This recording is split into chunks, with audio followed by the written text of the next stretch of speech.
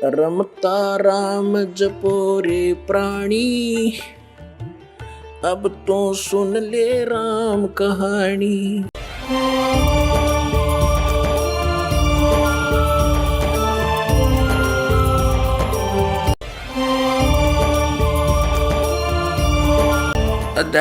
गीता अध्याय नंबर 4 के श्लोक नंबर 32 का सारांश है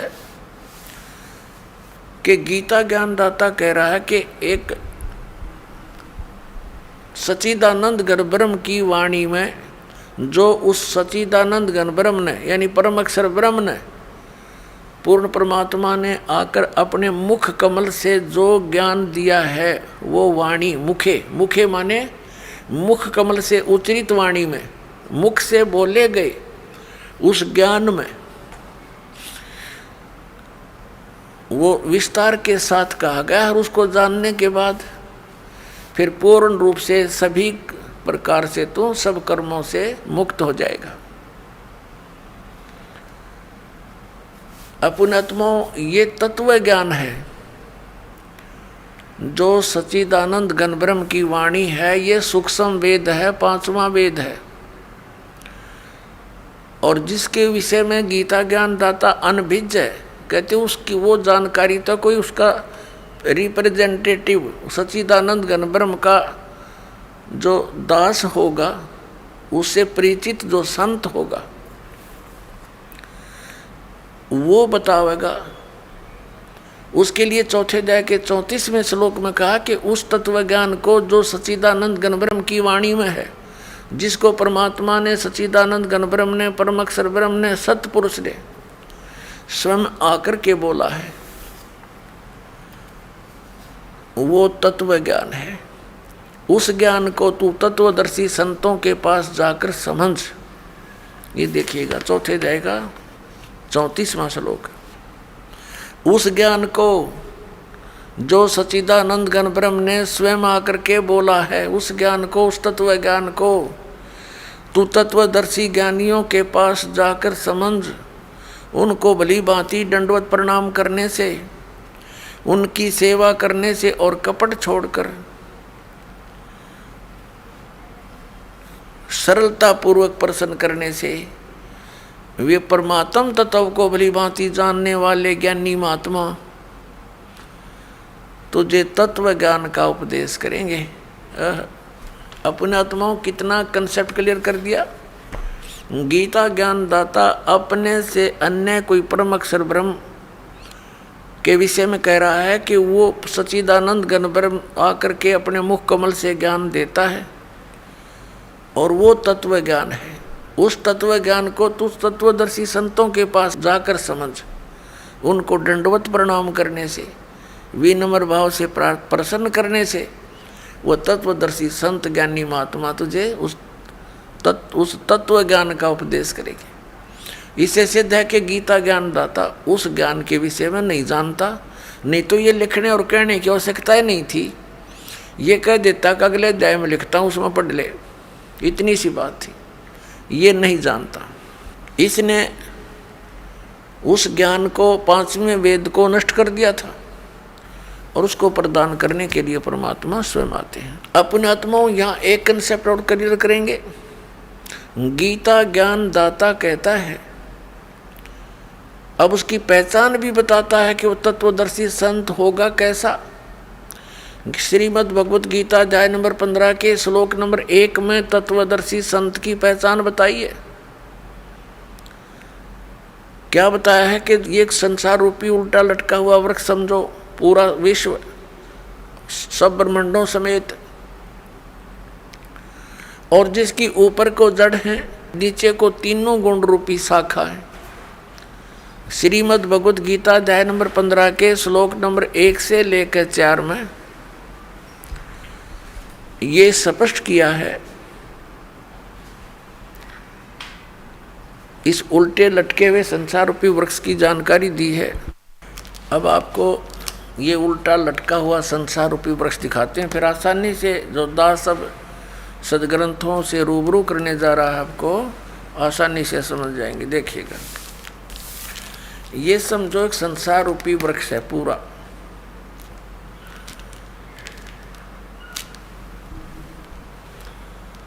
ऊर्ध्व मूलम अधः शाखम। देखिए श्रीमद् भगवत गीता अध्याय नंबर 15 का ये पंचदशो अध्याय यानी 15वां अध्याय है। 15वां अध्याय है, ये इसका प्रथम श्लोक है। इसमें कहा कि ऊर्ध्व मूलम अधः शाखम अश्वत्थम प्राहु अव्यम छंदासी यस्य पर्णानि ये तम वेद स वेदवित्। ऊर्ध्व मूलम इसका अर्थ है कि ऊपर को जड़ और नीचे को शाखा। अधः माने नीचे होता है, ये भ्रमित है, इन्होंने गलत कर दिया। अधः माने ब्रह्मा रूप मुख्य शाखा वाले, नहीं। ये दूसरा अध्याय में 15वें अध्याय के दूसरे श्लोक में 2 बार अधः है, अधः अधः। इसका अनुवाद इन्होंने इसके अगले पृष्ठ पे किया है। अधः माने नीचे, अधः माने नीचे, अधः माने नीचे, ऊर्ध्व माने ऊपर, अधः माने नीचे, अधः माने नीचे। तो हम यहाँ इसको शुद्ध कर लेंगे, इन्होंने गड़बड़ कर दी थोड़ी सी, ये बेईमानी करके जान के समझ में ना आई। अब हम फिर 15वें अध्याय के प्रथम मंत्र में फिर आगे हैं। ऊर्ध्व मूलम ऊपर को जड़ और अधः शाखम नीचे को शाखा वाला, अश्वत्थम प्राहु अव्यम ये संसार रूपी पीपल का अविनाशी वृक्ष कहा है। छंदासी यस्य पर्णानि इसके जो पत्ते आदि जो हैं, इसके छंद हैं, विभाग हैं, पार्ट हैं।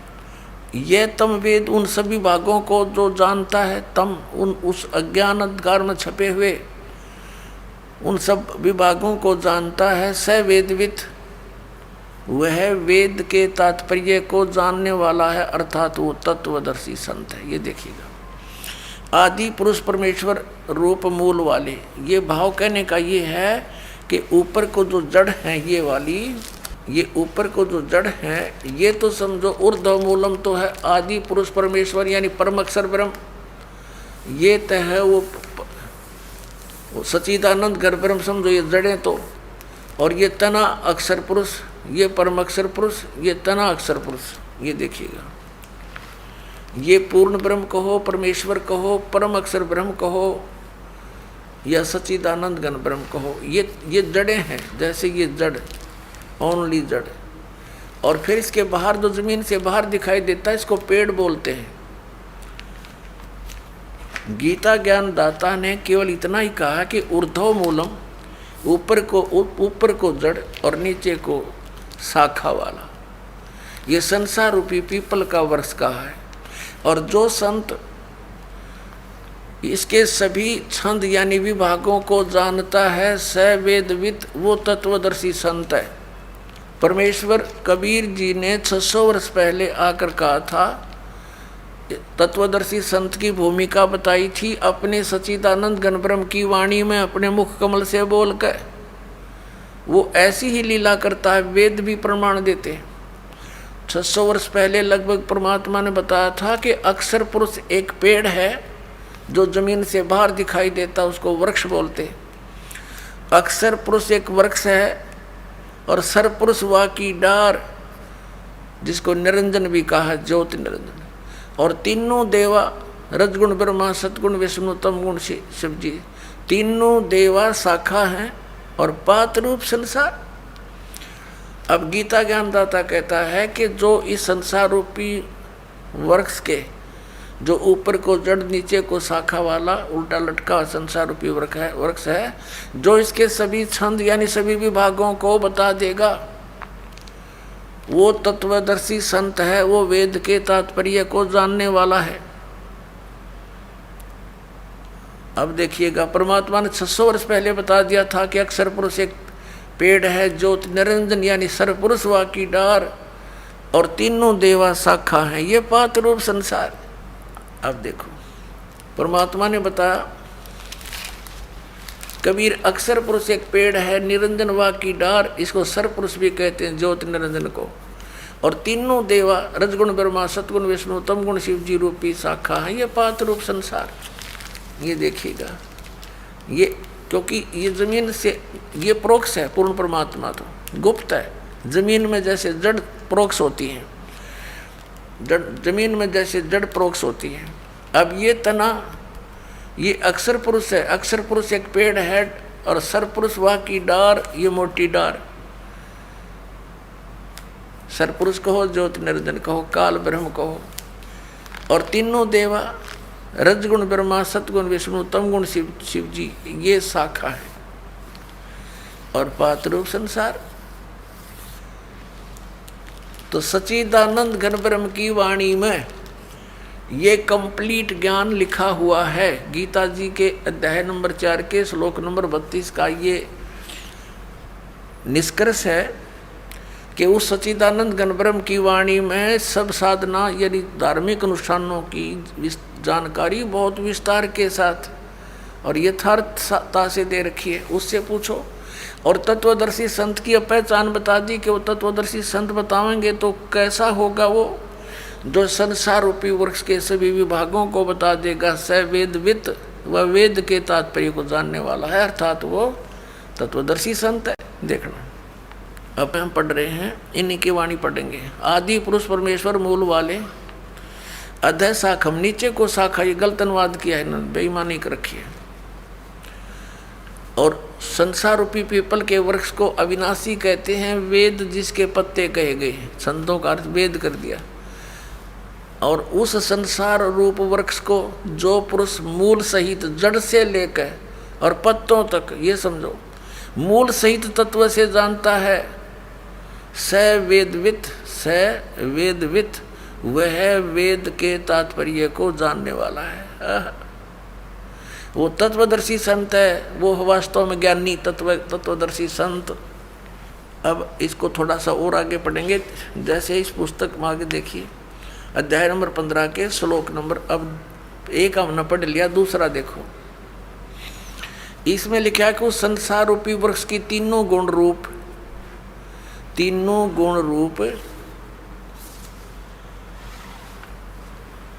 ये शाखाएं हैं। विषय पर वाला ये शाखाएं हैं, बस इतना ही लिखना था। नीचे और ऊपर फैली हुई, सर्वत्र नहीं, क्योंकि पृथ्वी लोक पर ये ज्ञान बोला जा रहा था। और श्री ब्रह्मा, श्री विष्णु, श्री रजगुण ब्रह्मा, श्री सतगुण विष्णु, श्री तमगुण शिव जी की जो पहुँच है, रीच है, उनकी जो पहुँच है, जो उनका प्रभुता है उनकी, वो केवल इन 3 लोकों पर है। पृथ्वी लोक, नीचे एक पाताल लोक और ऊपर स्वर्ग लोक। इन 3 लोकों पर इनकी प्रभुता है, यहाँ तक इनकी पहुँच है। ये एक एक विभाग के मंत्री हैं। और पृथ्वी लोक पर यूँ बोला जा रहा है क्या ना, ऊपर और नीचे यानी स्वर्ग और नीचे पाताल तक इनकी क्षमता है। रजगुण ब्रह्मा, सतगुण विष्णु, तमगुण शिव जी की। देखना, श्रीमद् भगवत गीता अध्याय नंबर 15 का हम श्लोक नंबर अब दूसरा पढ़ रहे हैं। उस संसार वृक्ष की तीनों गुण रूप शाखा, ये है अधः च ऊर्ध्वम प्रसरता, तस्य शाखा गुण प्रवर्धा।